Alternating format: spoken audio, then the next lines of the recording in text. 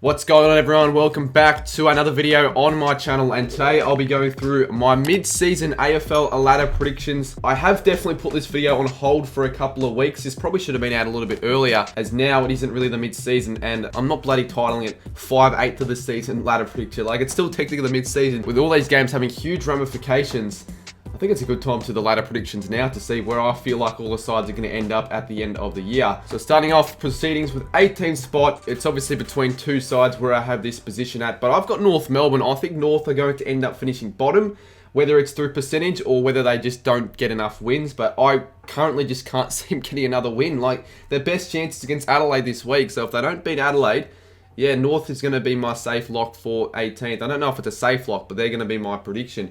But right now, the club is just in a complete mess in all facets, the way they've been playing. Obviously, off the field with all these contract negotiations with Horn Francis, list managers leaving, David Nodal doesn't seem to know what he's doing.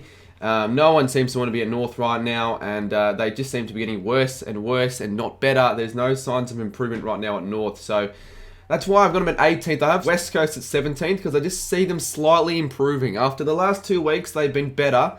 And I just feel like West Coast, whether they get another win, which they probably will find, or if they just literally just rise over the top of North due to percentage, I don't know how they're going to do it, but they'll finish 17th in my opinion. But obviously West Coast have had a poor season.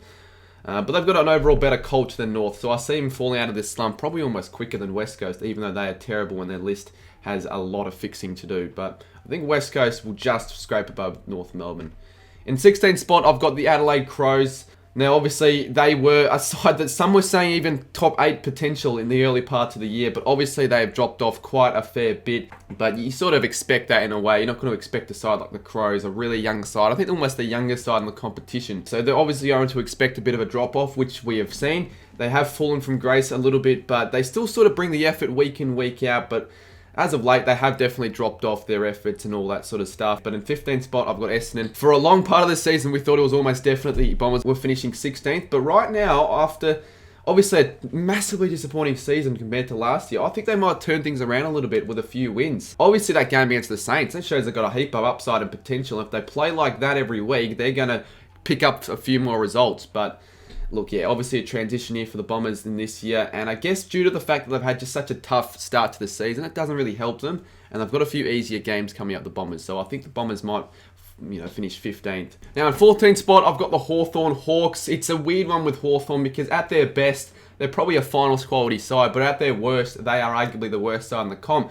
Probably have the greatest difference between their best and worst, and as I've been saying a lot of times, they're just too inconsistent. Right now, they're just not there yet, but I do see a lot of potential for the Hawks in the next couple of years, and I reckon they can make the finals sooner rather than later. But right now, the Hawks are just not quite there yet. Now, obviously, in 13th spot, it's pretty obvious that I've got GWS after the other teams that I've mentioned. They have been mega disappointed this year after a lot of expectations and obviously them making finals. But after the sacking or the departure of Leon Cameron, they have turned things around slightly and have played better footy under Mark McVeigh, better attacking style footy that's just more appealing to watch.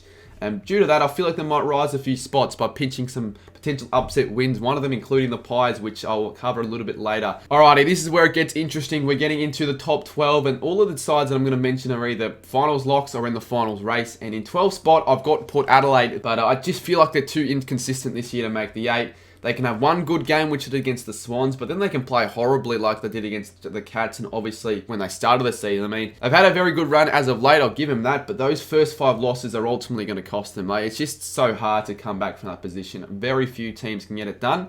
Port could still get it done if they win those, 50-50 games at Adelaide Oval, against the Cats and the Tigers. They can get a couple of big scalps like that.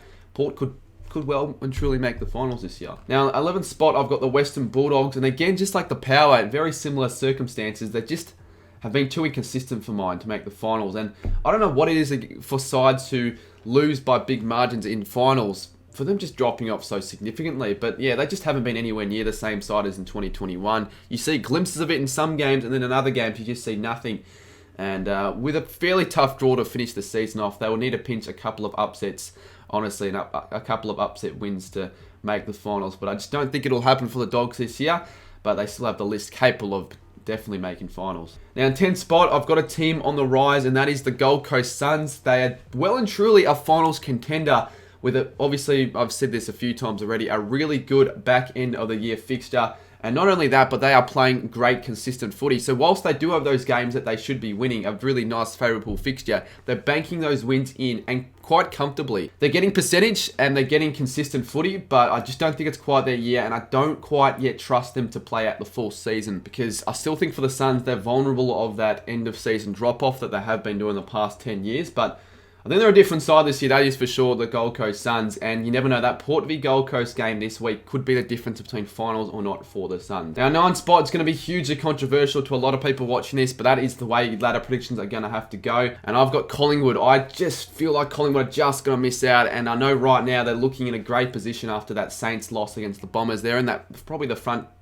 seat right now and overtaking us, but yeah, obviously, like, we can't not credit for the Pies for the way they've been playing this season under Craig McRae. They surpassed really all expectations this year by a long way.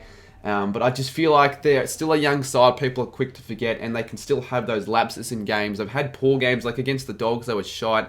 We quickly forget that they did lose to the Eagles as well. I just feel like there'll be some inconsistency for the Pies. They might have a late crash and burn at the end of the season. And yeah, I feel like they'll just miss out on the 8 due to percentage, but they are well and truly in the hunt, the Pies. In 8 spot, I've got Carlton, and I don't know if they probably deserve to finish in this position considering how well they've been playing all year, but I do have them losing quite a few of their next games due to just their severe injury list and the fact that they have dropped off form a little bit over the past few weeks. They've got some tough games ahead of them, like Freo, St Kilda, all at Marvel, so they're all 50-50 games.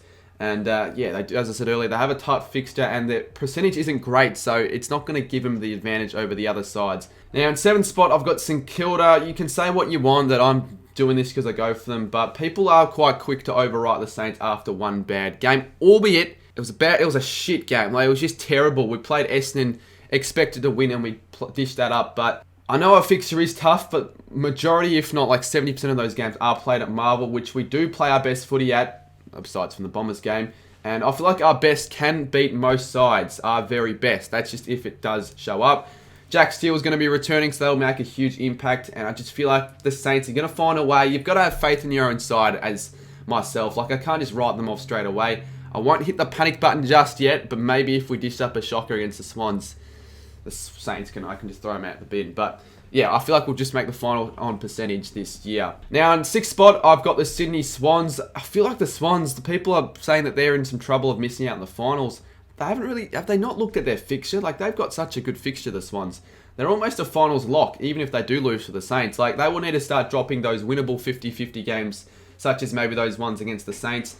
And then they'd have to start dropping those games that they should be beating, like Essendon away and all that. But they are still quite inconsistent, we all know that. But that's what you're going to expect with a side like Sydney. People sort of are quick to realise that Sydney shot up quite significantly last year anyway, so they're going to have those lapses, they're going to have those inconsistencies in seasons, and I think Sydney are definitely going to make the finals this year. Now, this could be a little bit left field, but I've got Richmond in 5th position, but I just feel like the Tigers right now are timing their run brilliantly. They've just been insane since that Eagles game. I've obviously underestimated the importance of their injuries. Like, last year, I thought Richmond were going to just fall off even more, but those injuries, the players have been brought back now, and they are playing huge roles.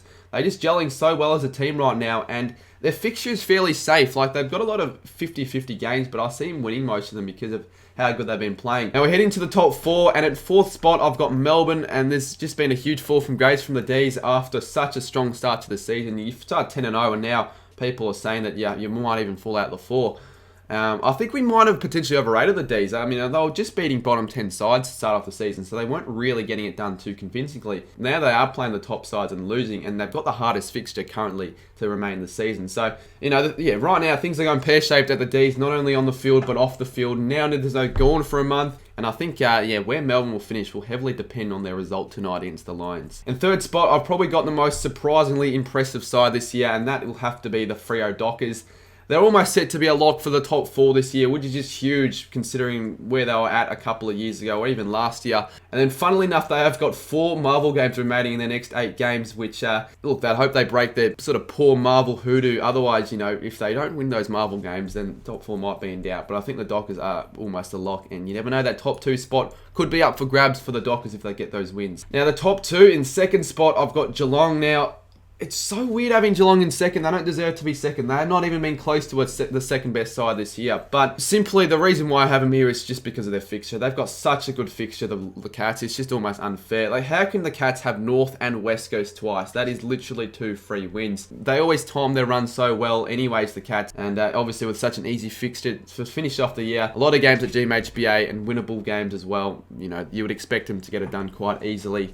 And they do it every year in the home and away season, the Cats, and it's just kind of unfortunate because I'll be honest, they haven't been that great, but they've just been getting it done, banking the wins. So yeah, the Cats probably are a lock for top 4, but I have a feeling they're going to scrape into the top 2. Alright, so that leaves 1 spot remaining, and obviously if you've been watching and following along, you know who the side will be. Obviously, the Brisbane Lions for mine will be in first position. I think currently, right now, they are the best side in the competition, and they are just getting all their players back. They've got a full-strength list now with Hipwood and a few others back in their team now. They've pretty much got a full-strength side. They've made the Gabba a fortress, and teams just can't seem to win there. Like, they're probably the toughest team right now to play against, the Gabba, Brisbane at the Gabba. So, yeah, right now I think the Lions are the best side in it. They've got all areas of the ground covered, and I think the Lions, yeah, they'll finish first. So those were my ladder predictions, 18th to first. Like, obviously, it's going to change every week. Like, this would change next week. I had a couple of them saved over the last couple of weeks, but they've been changed now due to the fact that the ladder is shifted. And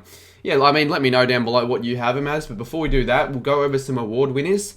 The Brownlow medal, I think right now the front runner would have to be Lachie Neale, and it's sort of hard to go past him with how great he's been this year. Just the whole consistency that Lachie Neale has had this season. It's a big part of why the Lions have done so well this year. Common medal, probably the tightest common medal race there has been in quite a while. But I've got Tom Lynch. Now, I know he missed like a whole month of footy, but he's only 6 goals off the top spot in, I think, Cameron. And I could go Cameron or Kerner to be boring, but I'm going to go Lynch. I think he can get it done. He had like 4 goals in his return game, so I think, yeah, definitely with the way Richmond have been playing, and I just think they're going to get better, the Tigers. And Rising Star, again, a bit of a tough one because there are a few players, you know, Dacos, Newcomb, DeConning, even Nick Martin potentially that are up there. But I've got Nick Dacos. He was my initial pick earlier in the season before the season started, and I think he's playing good enough footy to probably win it. I mean, he's a kid that's 18 years old and is getting 30 plus touches on a few occasions. You know, drop your predictions down below for your top 8 or even just top 18 altogether. And yeah, I wouldn't mind having a look at them. Hit the subscribe button. We are trying to get to 20,000 subscribers by sometime in July. So let's help us get there by subscribing to the channel. And on that note, I will see you guys very soon in my next video. Cheers.